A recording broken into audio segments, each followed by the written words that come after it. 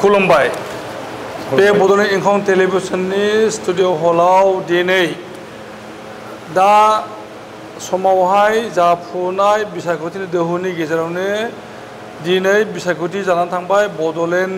सरकार खुंनायनि बागै बिसायख'थि दिनै 22 सेप्तेम्बर खालि बानजायनाय बिसायख'थिनि भट लानाय बादियै जिखिनि रिपर्ट सफैदों बड'लेण्ड इंखं टेलिभिजननि स्टुडिअआव जे मोन 40 बियाबाव दिनै गाहामै गाहाम जोबनानै थांबाय बिसायख'थि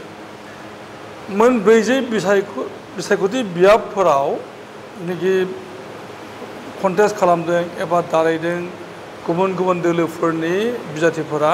बेफोरनि गेजेराव मख'थावा जाहैबाय बड'लेण्ड पिपुल्स फ्रन्ट एबा BPF UPPL एबा इउनाइटेड पिपुल्स पार्टी लिबारेल आरो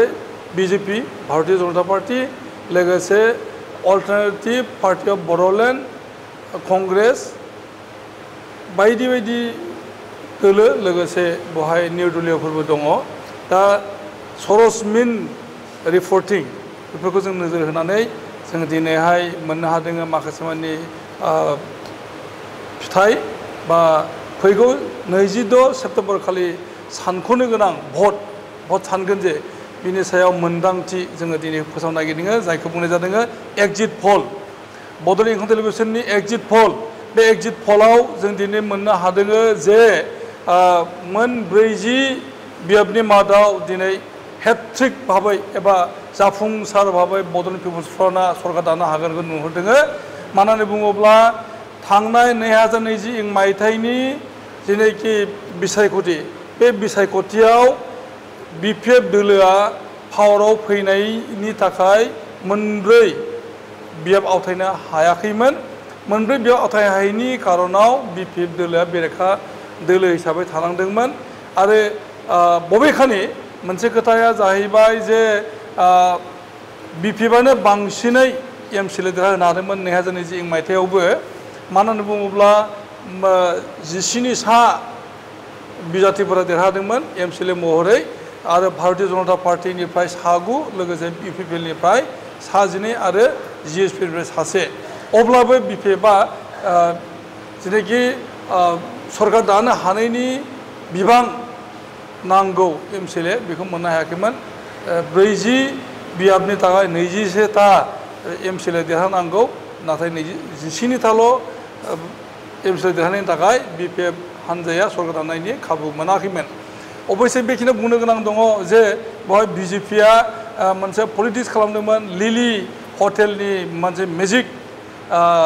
गेलेनाय गेजेरजों फासा खेला गेलेनाय गेजेरजों UPPL दोलोखौ लोगो लानानैहाय आरो BPFनि सासे MCLखौ बोथ्रोदनानै बिथांमोनहा माने सरकार दानायनि खाबुखौ UPPLनो होनाय जादोंमोन प्रमद बर' सरकारा फैबाय थानाय डिसेम्बरनि 15 खालारसिम बोसोरबा आबुं खालामनायनि थाखाय खाबु जादोंमोन दिनैनि दिनावहाय UPPL दोलोआ जोबोद उसुबिदायाव गोलैनो थांगासिनो दङ बे जाहैबाय जे नैबे बिसायख'थियाव दिनैनि बिसायख'थियाव बिथांमोना जोबोरैनो खहा जागोन एबा बिथांमोननि दोलोआ गावसिनि मान सन्मान लाखिनो हागोन ना हाया बियो साननांगौ बाथ्रा जाहैबाय बेराफारसे BJP दोलोआ 9 केन्डिडेट मोनदोंमोनब्लाबो बिथांमोनहा उनावहाय BPFनि माखासे मानि MCLखौनो गावसोरनि दोलोआव आरो सोसनबावनो हादोंमोन दा बिथांमोनखौ लाफानानै गासै बिथांमोननि आरो माबाया संख्याया बांदोंमोन थाङै थुङै BPF दोलोआसो 9ल' MCL थाफैदोंमोन अब्लाबो BPFआ बोसोरबा गाहाम धैर्य हमनानै दङमोन आरो दिनैनि समावहाय BPF दोलोआ जिबायदियै माने गावसिनि political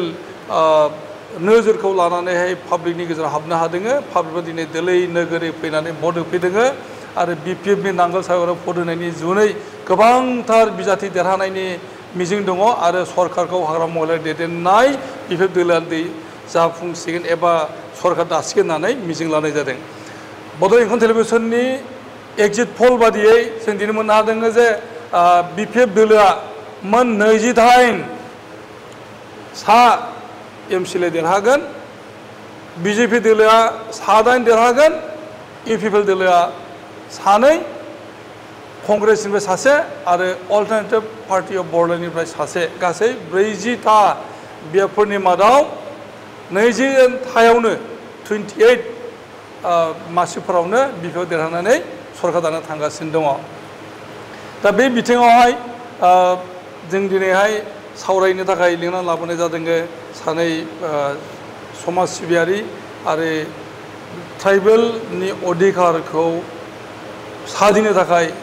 जुजिफुनाय United tribal organisation of आसामनि आफादगिरि मुस्रि बसुमतारी मार्कुस बसुमतारी बिथांनो खुलुमनाय होदों खुलुमबाय बिनि उनाव सासे रिंगु दामसा बिथाङा फिल्म जगताव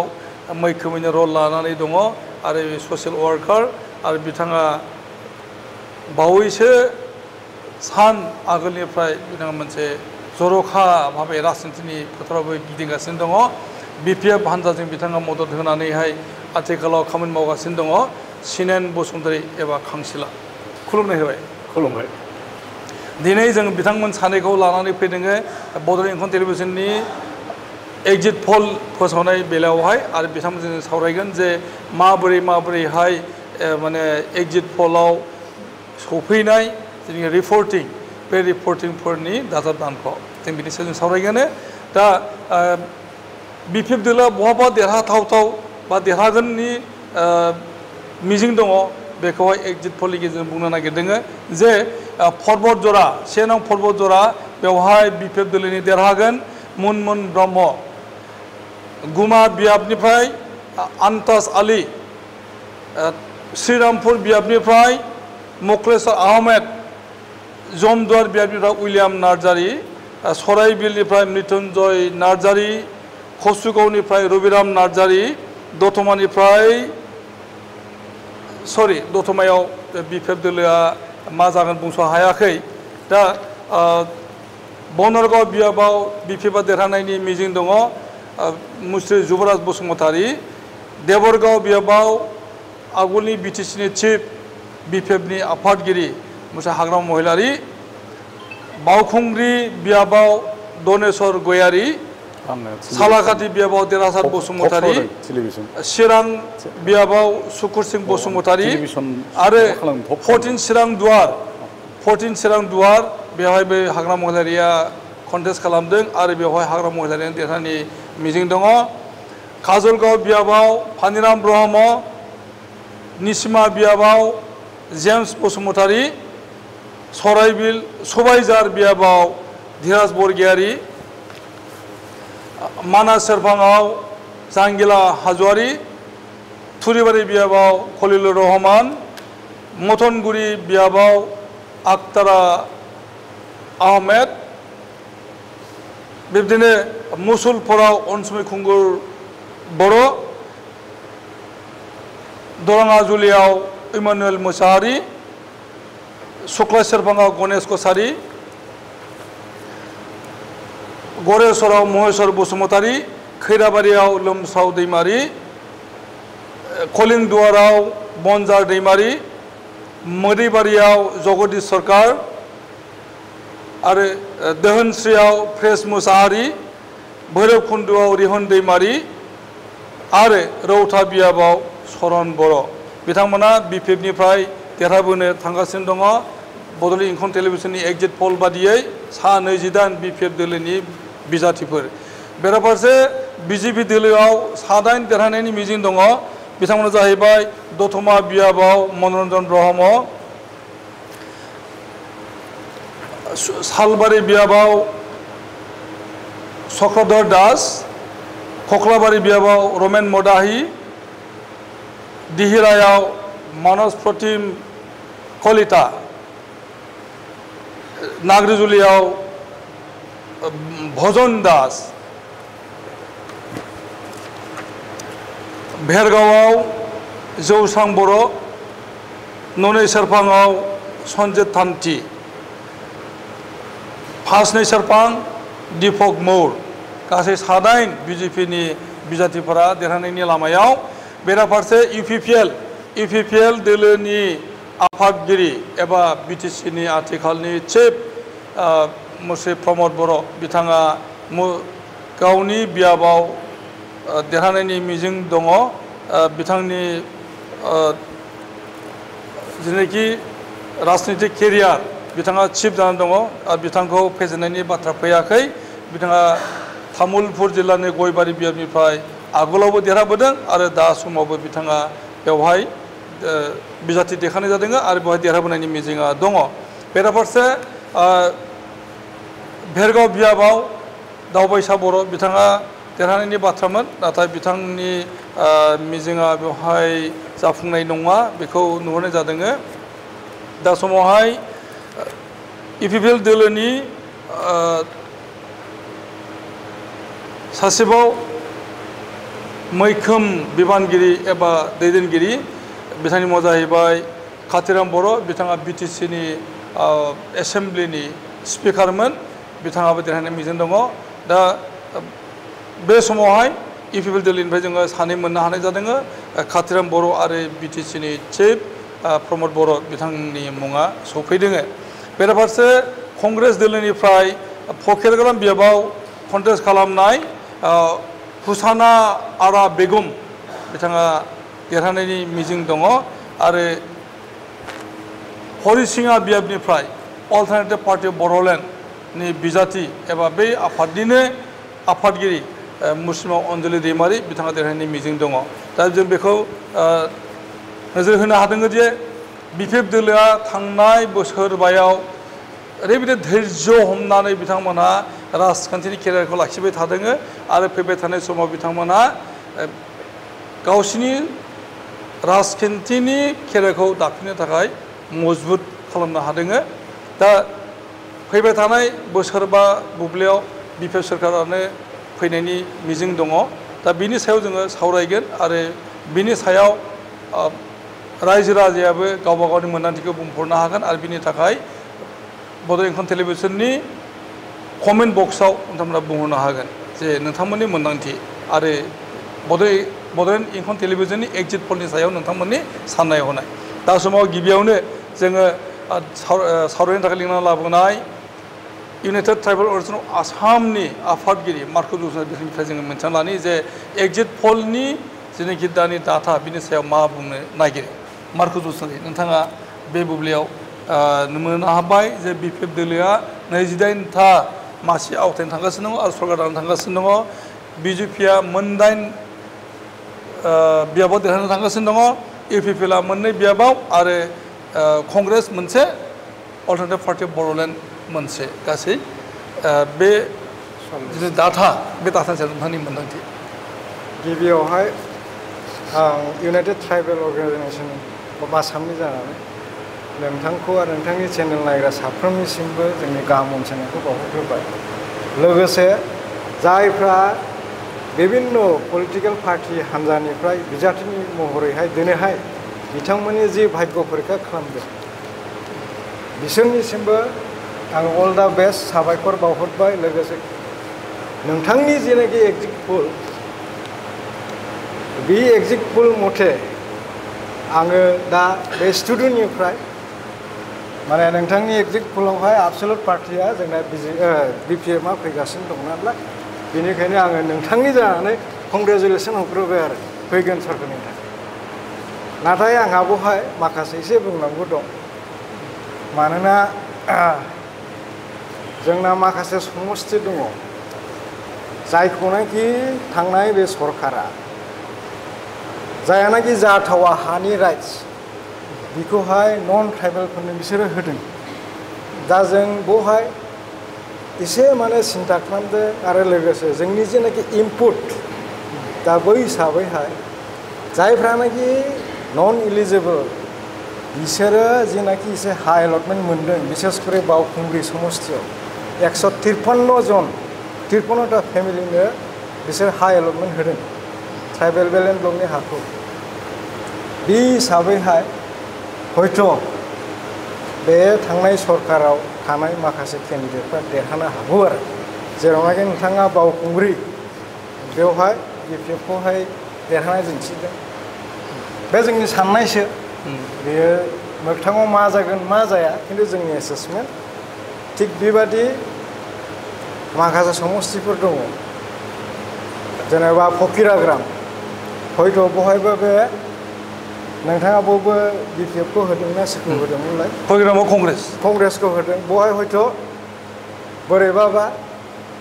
BJP-आनो फैफिननो हागौ ओमफ्राय निसिमानो अरुप दे BJP-नो फैफिननो हागौ आरो जोङो सानो निसिमायावबो जुदिबा जेम्सआ देरहागोनबाबो माने बिथाङा बिराद खस्थ' देरहानो हागौ आरो मानोना बे निसिमा ओनसोलावबो मुस्लिमफोरनि जेनाखि माबा भट बेनो डिसाइडिं फेक्टर आरो दा बर'फोरनि भटआथ' रानखायो थिग बे हिसाबैहाय जिहेतु बे थांनाय सरकारा हाखौहाय बिसोरनो रानना होदों हयथ' बे हिसाबैहाय बिसोरो भटखौ बिसोरनो UPPL दोलोनो बांसिन होनो हागौ बादि जों सानदों आरो लोगोसे अल्टारनेटिभ पार्टि अनजालि दैमारि बायदेव जों सानो बिथाङा बहाय फैनाय नङा जोंनिफ्राय साननाय फैनाय फैयैनि खोथा खिन्थु जोंनि जेनाखि सिन्ताधारा UTUनिफ्राय बिथाङाबो बहाय देरहानाय नङा बादि जों सानो ओमफ्राय बाद बाखि फ्राय थिगैनो दं अब्लाबो आङो माखासे दा बुंगोन नोंथाङा 28टा होदोंना माबानो BPF पार्टिनो जोंनि साननाय मथेब्ला 25टासिम थांगोन मोनथामा माइनास जानो हागौ थारमाने 25टायाव थांगोन होनना बुंनाय आरो अनजलि दैमारि बिथाङा देरहानायनि बय जोंनि एग्जिट पलाव मोननाय जादों नोंथाङा बुंदों जे अनजलि दैमारिया देरहाया अब्ला नोंथाङा सोरखौ आसा खालामदों BPF-निफ्राय थांनायनि आसा मा 29 जाहैनोसै BPF-आ नङा मोनथामसो बैनिफ्राय माइनास जाबाय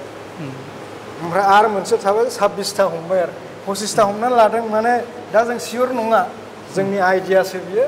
हयथ' बहाय अनजालि दैमारि बायदेवआ देरहानोबो हागौ ओमफ्राय प्लास BPF-आ देरहानो हागौ बहाय दा 50-50 जानानै दं खिन्थु जोंनिफ्राय माने जों साननाय मथेबा अनजालि बायदेवआ देरहानाय नङा बादि आरो दा 26टाखौ हमदों आच्छा सिनेन बसुमतारी नोंथांनि मोन्दांथिया नोंथांनि इंखं टेलिभिसनसिम आंनि गोजोननाय जासिग्रोबाय आरो आं रायजो राजाफोरनि सिगाङाव बेखौनो फोरमायनो सानबाय दा जोङो बबे बिजाबनिखौ रायज्लायदोंमोन जोङो दा जिहेतु बहाय नोंथांनि इंखं टेलिभिसननि जिथु मोन्दांथि जे BPF-खौ 28टा होदों BJP-आ 8 आरो UPPL-आ 2 बेनिखायनो आं बुंनो सानदों जे भट जरायाव BPF-खौ फेजेननो हानाय बिजाथि आं गैया होननानै सानदों मानो होनबा मुनमुन ब्रह्मआ ओरैबायदि खस्थ' खालामदों आरो जिहेतु जोंनि बहाय थानाय गासै बर' आरो मुस्लिम मानसिफोर मुनमुन बायदेवनि जिहेतु BPF-नि दलनि जिहेतु सोलिनाय एबा जौगाथाय खामानि मावनाय बहाय मुनमुन ब्रह्मखौ दा फेजेननो हानाय एबा दिनैनि जानानै थांनाय 5 खेबथि BTC बियाबनि जिथु बिसायख'थि जानाय बेनि गेजेरजों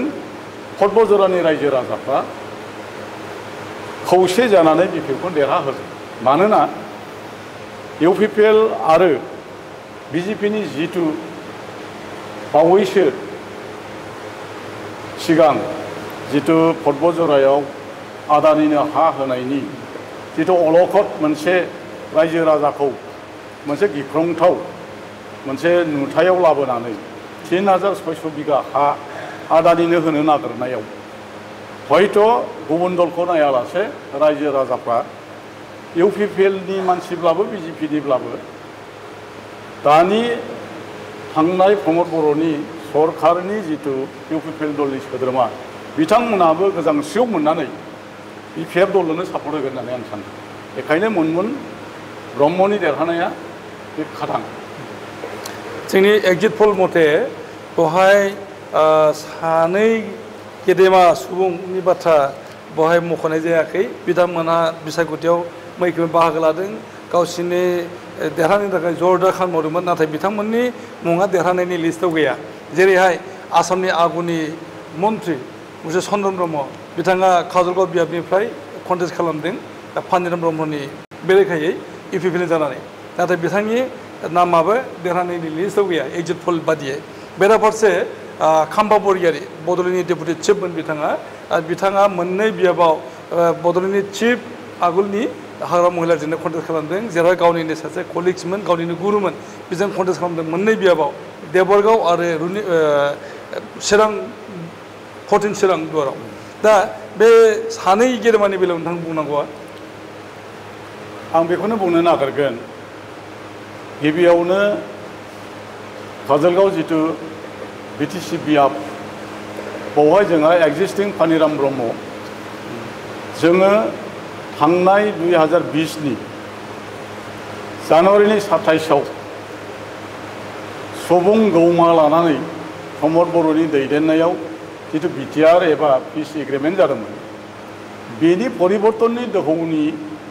जितु सारा बिटिसिआव आरो बिटिसिनि बाहेरायाव गोमसारदोंमोन अब्लाबो थांनाय 2020नि बिसायख'थियाव पानिराम ब्रह्मआ देरहानो हादों अब्ला आंनि गोसोनि जितु बुंनो नागिरनाय जे बावहाय सोरबा खेबथाम केबिनेट मन्थ्रि जानायानो फै एबा सोरबा दानि माने जरदार इउपिपिएलनि दैदेनगिरियानो जाया मानो बहाय देरहानो हाया मानो होननानै बुङोब्ला चन्दन ब्रह्मआ खनथाम केबिनेट मन्थ्रि जाबाय आरो प्रथम बिटिसि सुक्तिनि उनावनो बिथाङा डेपुटि चिफ जानानै इन्टारिमाव बिथाङा बिटिसिखौ दैदेनदोंमोन नंगौ बिथाङा सुक्ति खालामनानै बिटिसिखौ लाबोदोंमोन नाथाय मोनसे समाव फैनानै गावनि दानाय गावनि सोरजिनाय बिथाङा बिपिएफखौनो नेवसिनानै बिथाङा इउपिपिएलआव थांदोंमोन जाय बिथाङा बिटिआर एग्रिमेन्ट जानायनि माखासे दफाफोरखौ बिथाङानो नेवसिदोंमोन बिथाङानो मोजां नङा होननानै फोरमायदोंमोन बिनि उनावहाय बिथाङा मा खारनाव थांनानै दिनै इउपिपिएलनि बिजाथि जानानै काजलगाव समस्तियाव दिनै दारायदों बे आसरित खोथा दा बिथाङा दारायाबालानो थायोमोनब्लाबो जों सानो रायजोफ्रा बिथांखौ मान होगौमोन सन्मान होगौमोन नाथाय दिनैनि बे बेलायाव दिनैनि जानानै थांनाय बिसायख'थियाव चन्दन ब्रह्मआ खुब खम भट मोननानै बिथाङा देरहानो हानाय नङा आरो बिथांनि जितु कन्टेस्टिं जोंनि बिपिएफ दलनि पानिराम ब्रह्म बिथाङा गोबां भट लानानै दिनै देरहानो थांगासिनो दं बे जाबाय बे आंनि साननाय आरो रायजोफोरनि जितु भट होनायनि आरो रायजोफोरनि मदद मोननानै पानिराम ब्रह्म देरहानाय आरो चन्दन ब्रह्मआ मोनसे समनि केबिनेट मिनिस्टारमोन खेबथाम केबिनेट मन्थ्रि जानाय बिथाङा दिनै जेननो थांगासिनो दं खाम्बा बरगयारिनि खोथायावबो एखेखौनो बुंनो हायो बिथाङा जोंनि दैदेनगिरिमोन चिरां दुवारखौ बिथाङानो 14 नं चिरां दुवारखौ बिथाङानो बिपिएफनि जानानै 2003नि 10 फेब्रुवारियाव बिटिसिखौ सुक्ति खालामनानै बिथांमोना गासैबो भारत संबिधानाव 6 शिड्युलाव एमेन्डमेन्ट खालामनानै लाबोनानै बिथांमोना बर' रावखौबो 8 शिड्युलाव लाबोनानै गाजा गोमजायै जिर'निफ्राय बिथांमोना जोंनि बिटिसि ओनसोलखौ दाफुंदोंमोन जौगाखांहोदोंमोन गोबां मावफुंनो हादोंमोन नाथाय दिनै रायजोफोरनि सिगाङाव मोनसे गोमोथाव जाथाया बेनो बबे खारनाव बिथाङा दिनै इउपिपिएलआव थांखो जाय बिथाङा रायजोफोरनि सिगाङाव मोनसे फोरमान सहकारै बुंथिदोंमोन जे जाय बिथांमोनहा इउपिपिएलखौ फोथायगोन एबा बिटिआर गभर्नमेन्टखौ फोथायगोन बिथांमोना नोरोखौ फोथायनाय जागोन नाथाय बिटिसि जे कर्ट बेखौ जाय बिथांमोना फोथायगोन बेयो सोरगोखौ फोथायनाय जागोन बिटिसि एकर्डआ मोनसे बिटिसिआ सोरगो नाथाय इउपिपिएलनि बे पिस एग्रिमेन्टआ बियो नोरोग नाथाय दिनै रायजोफ्रा बेखौसो गोमोदों बिथाङानो बुंनाय बाथ्राखौ बिथाङा बावनानै ना गोसो जानानै माबा खारनाव जों बुजिनो थाङा बिथाङा मा खारनाव बिपिएफखौ गारनानै दिनै गावनो नोरोग होननायाव इउपिपिएलआव थांनानै बिथाङा गावनि सोद्रोमाफोर गावनि लोगोसे थानाय सुबुंफोरखौ लानानै थाङालासे गाव हारसिङै थांनायखौ दिनै रायजोफ्रा गोमोदों जायनि थाखाय दिनै 14 नम्बर चिरां दुवाराव जोंनि मानगोनां हाग्रामा महिलारिया बिजाथि जानानै दिनै बे गोदाव सोराव जानाय चिरां दुवारनि समस्तियाव बिथाङा अनसायनो थांदों आरो दिनै लोब लोब हाग्रामा महिलारिखौ रायजो राजाफ्रा देरहाहोनो दिनैनि भटनि गेजेरजों जान्जि खाफ्रानानै भट होबाय आरो फैगौ 22 अक्ट'आव 22 अक्ट'आव जिथु बिसायख'थिखौ साननाय जागोन बे साननायनि गेजेरजों गमामा चिरां दुवाराव बिपिएफ दलनि आफादगिरि आगुनि बिटिसिनि चिफ श्रीजुत हाग्रामा महिलारिया बिटिसि दाफुंनो थांनायाव देरहासार जानो थांगासिनो दं आरो बिथाङा फैगौ बे बिसायख'थिनि गेजेराव बांसिन बिजाथि लांनानै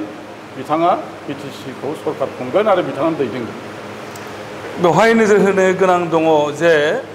सानै गाहाम हेभिवेट लिडार बिपिएफनि बिथांमोना इउपिपिएलआव हाबफैदों आरो हाग्रामा महिलारिजोंनो बिथांमोना थांनाय 17 इयार्सआव माने बड'लेण्डखौ खुंफुंनायाव मैखोम रल लादोंमोन बिथांमोन सानै गेदेमा चन्दन ब्रह्म आरो खाम्फा बरगयारी बिथांमोनानो इउपिपिएल दोलोआव थांनानैहाय बिपिएफनि एगेन्स्ट जादों अब्लाबो दिनै बिथांमोना देरहानायनि फारिलाइयाव फैनो हायाखै एग्जिट पल मथे दा बिनि जाहोना मोनसेया जाहैबाय जे बिपिएफनि हान्जाया चन्दन ब्रह्मखौ जिबायदि सापर्ट खालामदोंमोन एबा खाम्फा बरगयारीखौ सापर्ट खालामदोंमन बे बिथांमोना आरो बिथांमोनखौ सापर्ट खालामनो फैनाय नंलिया नाम्बार 1 नाम्बार 2 इउपिपिएलनि सोद्रोमाफ्रा माब्लाबाबो चन्दन ब्रह्म आरो खाम्फा बरगयारीखौ बोजबनो हायाखै बेखौ बुंनांगोन जाहोना जाहैबाय जे इउपिपिएल दोलो बिथांमोनानो बुंनो थाङोब्ला बिटिआरखौ लाबोदों आरो बिटिआरखौ लाबोनाय एकर्ड खालामना लाबोनायनि एगेन्स्टै बिथांमोना बानबुंथिबाय थादोंमोन दा बेबायदियावहाय माने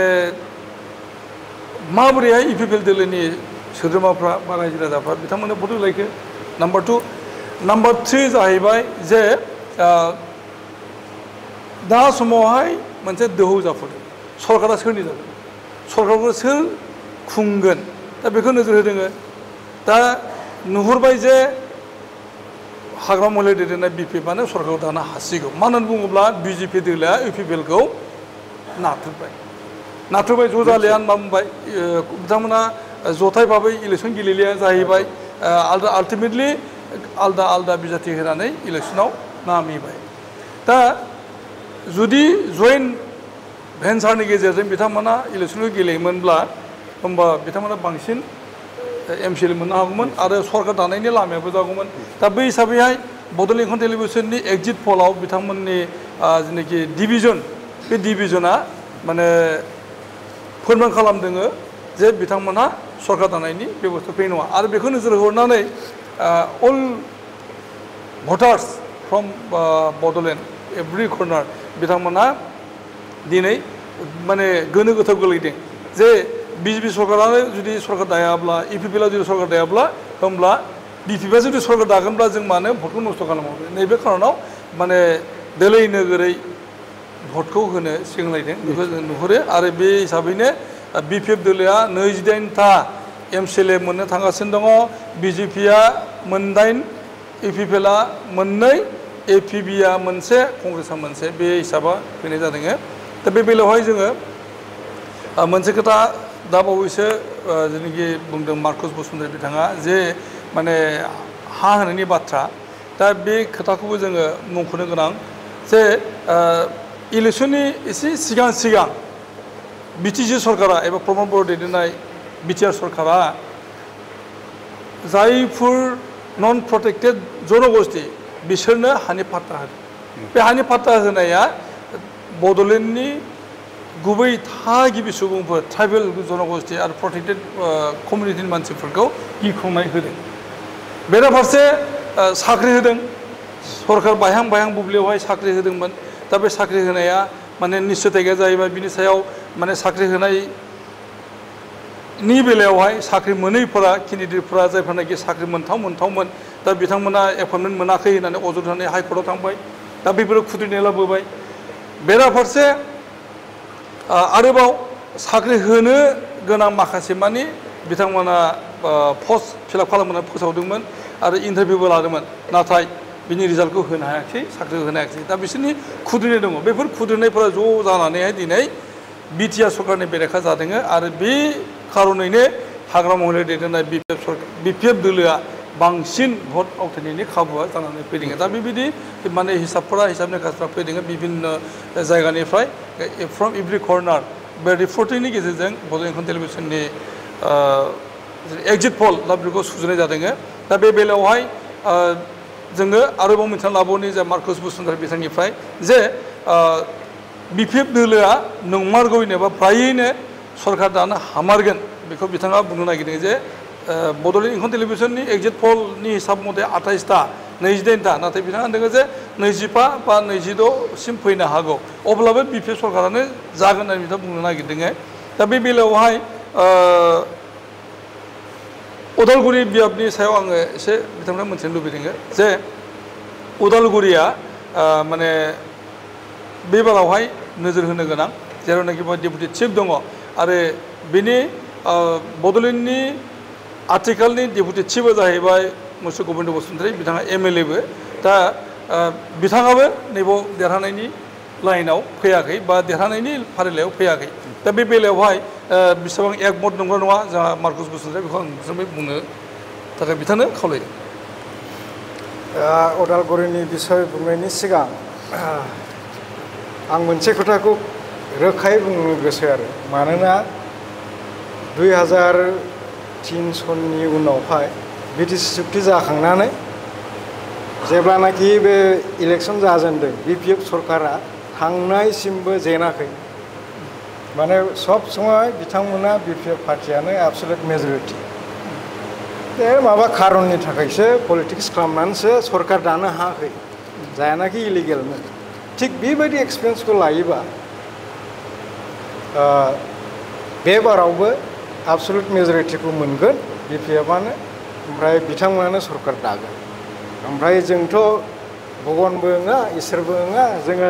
रोखा रोखा बुंनो हाया बे समस्थियाव उमुक देरहागोन उमुक जेनगोनखौ खिन्थु जोंनि साननाय बा जोंनि जेनाखि रिपर्ट जोंनि संगठननिफ्राय जों मिथिनाय मथेब्ला दा बेवहाय एकदम बिराद कन्टेस्ट जागोन आरोखि फारसेजों एक्स मिनिस्टार दं फारसेजों डेपुटि चिफ दं दा बे हिसाबैहाय कन्टेस्टआ जागोन खिन्थु लास्टआव नोंथांनि एग्जिट पलनि मदजोंनो जोंनि एनालाइसिसआबो बेबायदिनो थांदों थारमाने प्रेजेन्ट डेपुटि चिफआ बिथाङा जेननायनि लामायाव बेराफारसे बेयाव मख'नो गोनां दङ जे बड'लेण्डनि दा समनि डेपुटि चिफ एबा एमएलए गबिन्द बसुमतारी बिथांनि जायगायावहाय जाय केन्डिडेटखौ बिपिएफआ होदों बिजाथि होदों बिथाङा जाहैबाय आसामनि मन्थ्रिमोन रिहन दैमारि बिथांखौनो बड'लेण्डनि डेपुटि चिफ होगोन होननानै अलरेडि हाग्रामा महिलारिया फोसावना होनाय जादों दा बे बिथिङाबो रिहन दैमारिखौ देरहा होनायनि मोनसे लामाया स्रां जादों बेखौ बुंनो हायो बे हिसाबैनो बे बड'लेण्ड इंखं टेलिभिजननि एग्जिट पलाव रिहन दैमारिनि मुङा फैनाय जादों आरो गबिन्द बसुमतारीया थाद'नाय जादों बेखौ नोंथाङा एकमत जाहैबाय जोंनिफ्राय जोङो फोजोबनाय फारसे फैदोंनि जे दानिया सिनेन बसुमतारी बिथांनाव जोङो आरो मोनसेबाव गोनो गोथोखौ जों थुंगे होनो नागिरदों जे बे खेबाव माने अना बर'नि जिनाखि हिसाब निकास बेयाव फैयाखिसै अना बर' एबा गण सुरक्षा परिषदनि हिसाब निकासाबो फैयाखिसै आरो बेनि जाहोना बे जाहैदों जे थांनाय 2014 इं 2024 सनसिम नब सरैया बिथाङा एमपि जादोंमोन आरो बिथांखौ माने नन ट्राइबेल होननानैहाय जेब्ला कर्टआ माने स्वीकृति होबाय आरो आसाम गभर्नमेन्टनि भिजिलेन्स सेलाबो माने बेखौहाय एसटि नङा होनना बुंनाय जाहैबाय दा बै समनिफ्राय माने अना बर' एबा गण सुरक्षा परिषदनि जेनाखि दोहौ एबा बिथांमोननि स्थिति बेयो गैया जादों बुंनो थाङोब्ला नब सरैया बिथांनि थाखायनो माने गण सुरक्षा परिषद एबा अना बर' सेन्टिमेन्टआ दा दिनै समाव गैया जादों आरो मेइन स्ट्रिमाव एबा BPF एबा UPPL एबा कंग्रेस माने आगोल समाव जि पार्टि दंमोन बे समावहाय मोखां जालांफिननायखौ नुनो मोन्दों नोंथांनि बुंनांगौआ बे खेथ्रआव जिहेतु जोंनि अना बर'फोरनि सेन्टिमेन्ट बेखौ नुनो मोनबाय जे BPFआ जेब्ला हाग्रामा महिलारि दैदेननाय BTC सरकारमोन बे समाव जेला जौगाथायनि हाबा मावबाय थादोंमोन बे समावहाय गुबुन गुबुन माहारिनि रावारिफ्रा जोंनि BTCआव गोबां खस्थ' मोनदोंमोन आरो बेखौनो बुंदोंमोन जे हाग्रामा महिलारिनि दिनाव सरकार खुंनाय समाव दावराव दावसिया बांसिनमोन माहारिजों माहारि दाङाबाजि जादोंमोन बेखौ होननानै बुंनो नागिरदों आरो नुदोंमोनबो नाथाय जों बेखौ रोखा जानाया मोजांदि जे जेब्ला हाग्रामा महिलारिया BTCखौ सालायदोंमोन BPF दलनिफ्राय अब्ला जोङो BPF दला खालि सरकारखौ सालायदों जि अनसुंथाइ जि हाबा मावनांगौ सरकारनि जौगानाय खामानि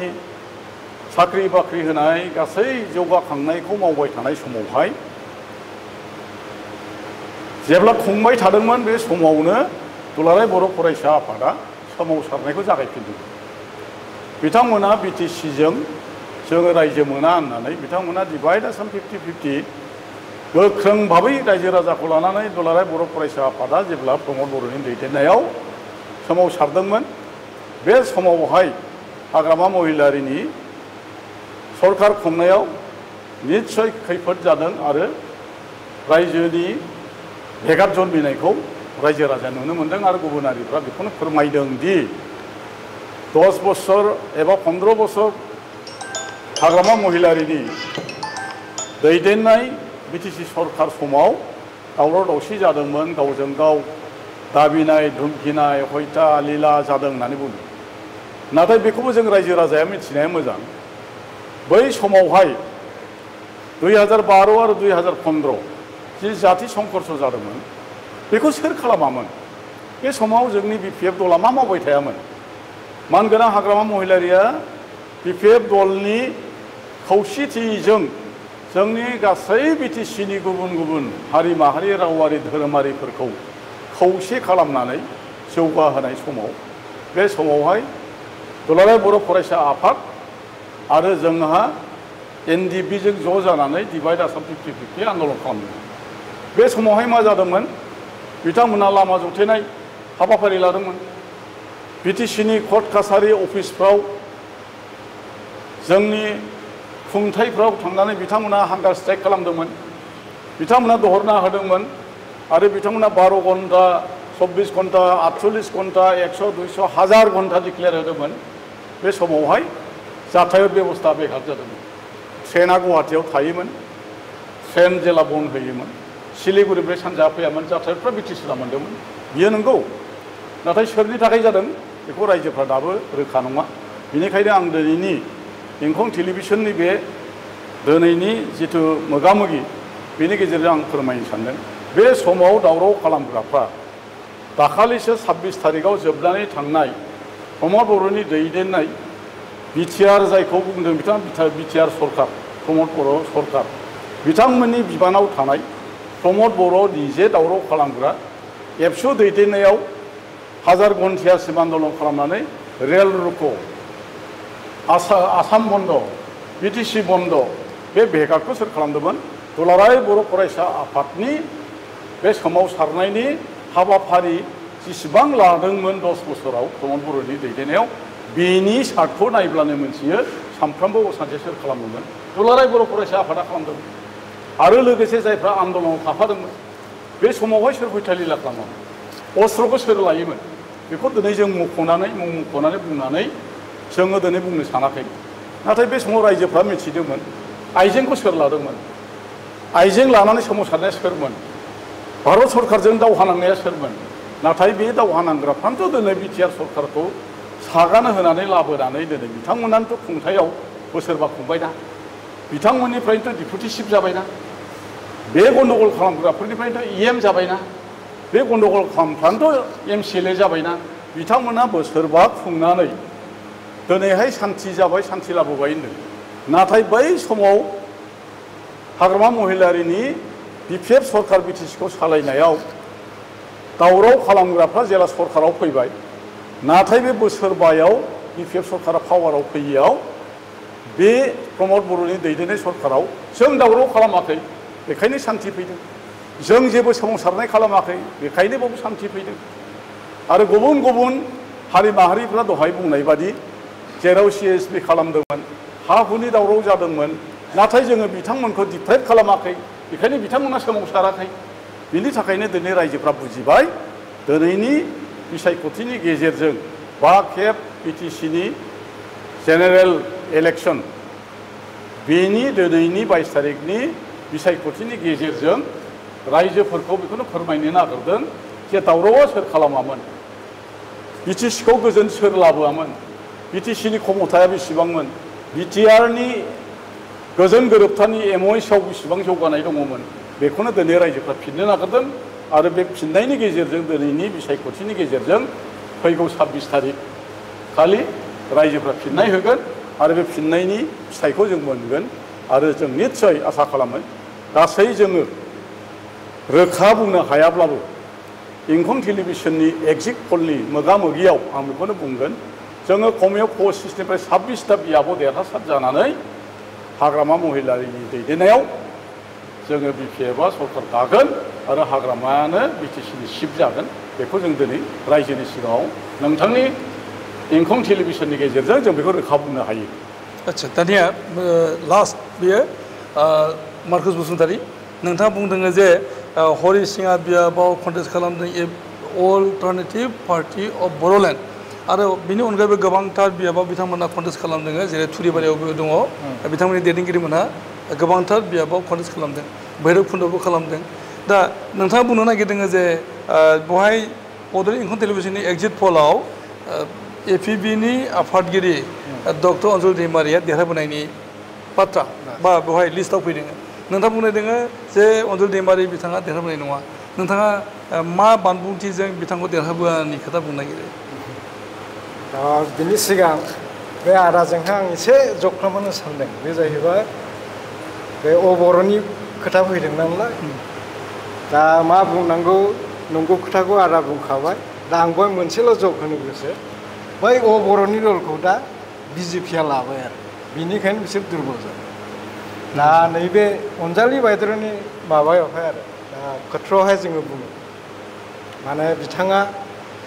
जेरैबादि जोंना ओरैहाय एक्स मिनिस्टार एक्स डिपुटि चिफ बिसोरो जेरैबादि गुबुन दलाव थांबाय बिसोरनि अबस्था जेरै थिग बेबायदि अनजालि बायद'आबो सानसे BPFनि मानसिमोन बिबो बारनानै आरो गोदान सोदान मोनसे 2 मास 3 मासानो जायाखै बिसोरनि पार्टि दानानै दा बेखौनो जोङो सानहरदों आरो मानसिया जेसेबां पपुलारानो जाथों खिन्थु पाब्लिकफोरनि गोसोखौहाय 2-3 मासजोंहाय सासे पलिटिशियाना बोनानै लानो हाया दा बेखौहाय जोङो एनालाइसिस खालामनानै आंहा माबा गैया पार्सनेल जेबो बिजोंहाय गाज्रि मोननाय मानाय गैया खिन्थु इउटिअनि जे साननाय जों जे एनालाइसिस खालामदों खारना जाहैबाय बेनो बिसोरो एकदम निउ बर्न पलिटिकेल पार्टि एकदम बिराद गोदान बे हिसाबै बिथांनि देरहानाया बहुद थान आरो आच्छा जोङो दिनै गोबांथार सावरायबाय बड'लेण्ड इंखं टेलिभिजननि एग्जिट पल बे एग्जिट पलनि बेखा माने सावरायनाय बे सावरायनायाव जोङो फोजोबनो थांगासिनो दङ जे बे बड'लेण्ड इंखं टेलिभिजननि एग्जिट पल बादियै BPFआ मोन 29आव देरहागासिनो दङ EPPLआ देरहागासिनो मोननैल' बियाबाव आरो BJPआ मोन 8 कंग्रेसआ मोनसे लोगोसे APBनि मोनसे गासै 40टा बियाबनि रिजाल्ट जों मोननो थांगासिनो फैगौ 26 सेप्तेम्बर खालि आरो 26 सेप्तेम्बर खालिनो जोङो रोखा रिजाल्टखौ मोननो हागोन आरो बे रिजाल्ट मोननायनि उनावहाय सोर खालासेनि जामारगोन बेखौ जों मोनथिनो मोनगोन बड'लेण्ड इंखं टेलिभिजननि एग्जिट पलनि मोन्दांथि बे मोन्दांथिनि सायाव दिनै बानबुंथि होफैदों सिनेन बसुमतारी आरो मार्कस बसुमतारी बिथांमोननिसिम जोङो गोजोननाय होबाय आरो बेवहाय बड'लेण्ड इंखं टेलिभिजन चेनेलखौ नायफुबाय थानाय गासै रायजो राजानिसिम खावलायनाय जे नोंथांमोननि मोन्दांथिखौबो जोंनि कमेन्ट बक्सआव नोंथांमोना फोरमायहर आरो बेनि गेजेरजों जोंनि फैबाय थानाय सानफोरावहाय जोङो मोजाङै सावरायनायनि खाबु जागोन आरो फैगौ 22 सेप्तेम्बर जोंनि बयनिबो मिजिंनि दिन जि दिनावनाखि फैबाय थानाय बोसोरबानि थाखाय बड'लेण्डनि सोरखार बे सोरखार दागोननि मोनसे फाइनाल सेप जों मोननो हागोन जों बेखिनिनो जोंनि दिनैनि सावरायनायखौ फोजोबबाय गोजोननाय खुलुमबाय